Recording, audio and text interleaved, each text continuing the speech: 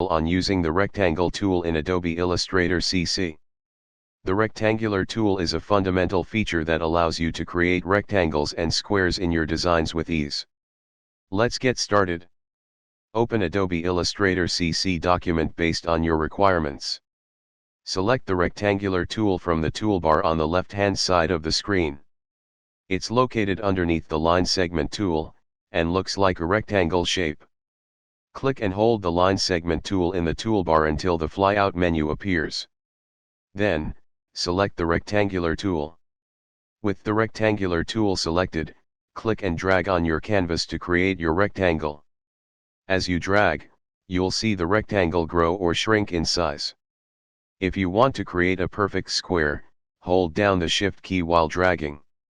To adjust these parameters, simply click on the artboard.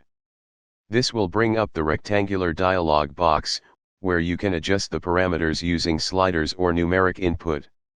Width, this parameter controls the width of the rectangle. Height, this parameter determines the height of the rectangle. Horizontal